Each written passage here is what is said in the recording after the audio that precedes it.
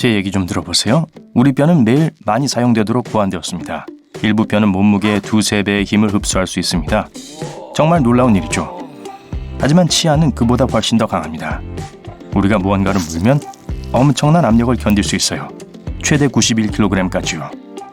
그리고 에나멜은 골격계의 일부로 여겨집니다. 손을 돌릴 때마다 팔뚝 안에 뼈가 교차합니다. 발을 잡고 손바닥을 우선 위로 향하게 한 다음 아래로 돌려보세요. 그 사실을 직접 확인할 수 있을 거예요. 우리 몸은 60%가 물일 뿐만 아니라 뼈에도 약간의 액체가 들어있어요. 인간 뼈 질량의 약 25%는 물로 이루어져 있습니다. 인간의 눈은 자동차 엔진과 공통점이 있어요. 둘 다 다양한 액체가 없으면 제대로 작동할 수 없다는 거예요. 엔진에 오일이 필요한 것처럼 눈도 눈물이 필요합니다. 눈물은 눈 표면에 고르게 퍼져야 합니다. 그래서 우린 하루에 최대 2만 번 눈을 깜빡거린 거예요. 그리고 눈꺼풀은 자동차 앞유리 와이퍼와 같은 역할을 하죠. 인체에서 유일하게 혈액으로부터 영양분을 얻지 않는 부분은 각막입니다. 눈의 투명한 앞표면 말이죠. 대신 겉은 눈물로 속은 특별한 액체를 통해 영양분이 공급됩니다. 얼굴이 붉어지면 몸 안의 혈류가 증가한다는 뜻입니다. 그러고 나서 볼뿐만 아니라 위벽 또한 약간 붉어져요. 위벽에 혈관이 풍부하기 때문이에요. 평소보다 많은 피가 흐르게 되면 위벽이 얼굴을 붉히는 셈이 됩니다. 위벽은 3~4일마다 교체됩니다. 그래서 장기가 스스로를 먹는 것을 막죠. 소화사는 예외적으로 강력합니다. 사람들은 유리, 플라스틱, 동전 그리고 다양한 작은 물건들을 실수로 삼키곤 합니다. 보통 이런 물건들은 아무런 해를 끼치지 않고 48시간 이내에 소화관을 통과합니다. 실수로 소량의 플라스틱을 먹는다고 해서 큰일이 나진 않을 거예요. 하지만 사람의 위는 풀을 소화할 수 없습니다. 풀을 먹고 사는 동물들은 난잎과 풀을 처리하는 특별한 이빨과 위를 가지고 있어요. 사람들은 필요한 장비가 없습니다. 음메 위는 면역체계의 가장 중요한 수호자입니다. 위는 염산을 함유하고 있어요. 위산은 우리가 먹는 음식과 함께 유입되는 위험한 식품, 독소, 바이러스, 박테리아를 처리합니다. 만약 점막이 위를 보호하지 않는다면 위 자체는 이 강한 산으로 소화되어 버릴 거예요. 우리는 2개의 매우 빠른 근육을 가지고 있어요. 눈꺼풀의 닫힘을 조절하는 근육이죠. 몸에서 가장 빠른 근육입니다. 눈은 연약하고 보호가 필요합니다. 특별한 반사작용이 일어날 때, 예를 들어 무언가 갑자기 눈에 닿았을 때 이 근육은 10분의 1초 만에 눈꺼풀을 닫습니다. 여자는 보통 남자보다 더 자주 눈을 깜빡입니다. 게다가 나이가 들수록 더 자주 깜빡이게 됩니다. 그런데 친구와 영화를 보면 2 사람이 동시에 눈을 깜빡이게 됩니다. 여러분의 단단한 악수가 근력 운동 덕분이라고 생각하세요? 새끼손가락 덕분일 가능성이 더 높아요. 농담이에요. 하지만 새끼손가락은 가장 힘이 센 손가락입니다. 전체 손 힘의 50%를 담당하죠. 하지만 가장 많이 사용되는 손가락은 엄지손가락입니다. 엄지손가락이 없으면 손의 민첩성이 40% 감소합니다. 그리고 엄지손가락은 고유의 맥박이 있어요. 동맥이 거기로 흐르거든요. 엄지발가락은 몸무게의 40% 이상을 운반합니다. 다른 발가락을 합친 것보다 더 많아요. 대체로 모든 발가락이 중요해요. 걸을 때 지지와 균형을 제공합니다. 그리고 더 빨리 달릴 수 있도록 도와주고요. 2% 이하의 사람들만이 타고난 빨간 머리를 가지고 있습니다. 그 다음은 약 3%인 금발머리, 그리고 다양한 음영의 갈색 머리가 11%입니다. 하지만 세계에서 가장 흔한 머리 색깔은 검은색과 짙은 갈색입니다. 머리카락은 거의 파괴가 불가능해요. 타거나 강한 산에 의해서 영향을 받을 수 있지만 완전히 파괴할 수는 없어요. 머리카락은 보통 일정한 길이에서 성장을 멈춥니다. 머리카락의 수명은 2년에서 7년 정도이기 때문에 보통 머리 길이가 106cm를 넘진 않아요. 중국의 지오 샤오핑이라는 여성은 예외였지만요.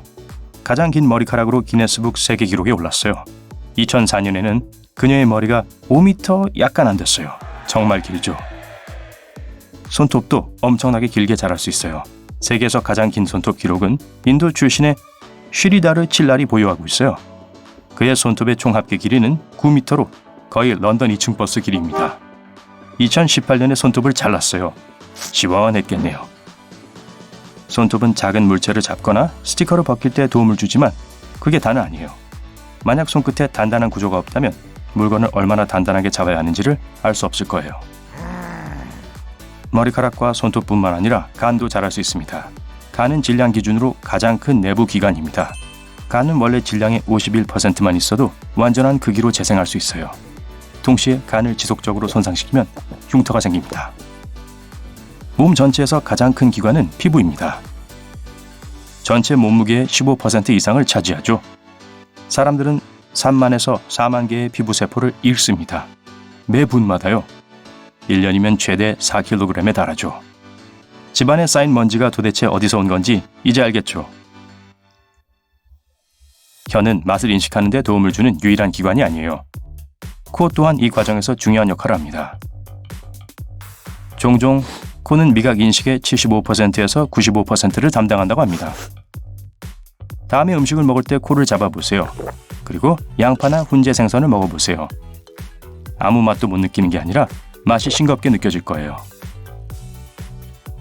입이 너무 건조하면 미뢰가 제대로 작동하지 않습니다. 음식이 침으로 뒤덮일 때까지 맛을 느끼지 못해요. 침은 복잡한 단백질 분자인 효소를 포함합니다. 효소는 음식이 입에 들어가자마자 음식을 분해하기 시작합니다. 최근에 한 연구는 사람들이 1조 가지 이상의 냄새를 구별할 수 있다는 걸 발견했습니다. 우린 소리나 이미지보다 냄새를 더 잘 기억하는 경향이 있습니다. 그래서 냄새가 먼 기억을 불러일으킬 수 있는 거예요. 잠을 잘 때는 아무런 냄새도 맡지 못합니다. 후각은 기본적으로 밤에 작동하지 않아요. 침실에서 지독한 악취가 난다 해도 모를 거예요. 제 개가 이 얘기를 들으면 안심하겠네요. 어릴 때 본 TV가 꿈의 색깔에 영향을 끼치는 것 같습니다. 흑백 TV를 보고 자란 사람은 흑백 꿈을 더 자주 꿀 거예요. 컬러 TV에 익숙하다면 컬러로 꿈을 꿀 확률이 높습니다. 그렇다면 중세 시대 사람들은 어떤 꿈을 꿨을까요? 기사와 싸우는 용꿈? 거짓말을 할 때 심장이 더 빨리 뛰어서 들통날 수 있어요. 여성의 심장은 보통 남성의 심장보다 작습니다. 그래서 더 열심히 일하고 더 많이 뛰어야 합니다. 그렇지 않으면 충분한 피를 공급할 수 없을 거예요. 하루에 2번 이를 닦고 구강세정제를 꼭 사용한다고 해도 입은 여전히 몸에서 가장 더러운 부분 중 하나입니다. 수백만 마리의 박테리아가 입안에 살고 있어요. 좋은 소식은 대부분 건강에 좋다는 거예요. 나쁜 박테리아와 바이러스로부터 여러분의 몸을 보호하죠. 두 번째로 더러운 곳은 배꼽입니다. 태어난 후에 사실 배꼽은 필요가 없습니다. 그래서 이 외진 곳에 온갖 종류의 세균, 땀, 먼지가 쌓입니다. 배꼽에는 2,300가지 이상의 박테리아 종이 있으며 각별한 관리가 필요해요. 눈은 몸의 나머지 부분처럼 자라지 않는다고 합니다. 글쎄요, 이건 100% 사실은 아닙니다. 왜냐하면 눈은 21살이 될 때까지 완전히 발달되지 않기 때문입니다. 하지만 최고의 성장 챔피언은 귀와 코입니다. 계속 자라거든요. 코끼리에 대한 무슨 얘기가 있지 않았나요? 다른 영상이었나봐요. 만약 모든 혈관을 한 줄로 늘어놓는다면 물론 정말 심각한 문제가 생길 거예요. 하지만 지구를 4바퀴 돌 수 있어요.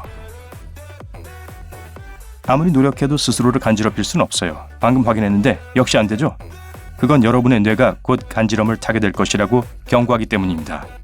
다른 사람이라면 할 수 없는 일이죠. 점심 식사 후에 왜 그렇게 졸린지 궁금해 본 적 있나요? 그 이유 중 하나는 24시간 주기로 작동하는 생체 리듬 때문입니다. 기상 후 7시간 후에 낮잠을 자라고 요구하거든요. 그리고 음식은 단지 이런 효과를 더하게 할 뿐입니다. 간단한 이유예요. 실례합니다. 시간이 됐어요.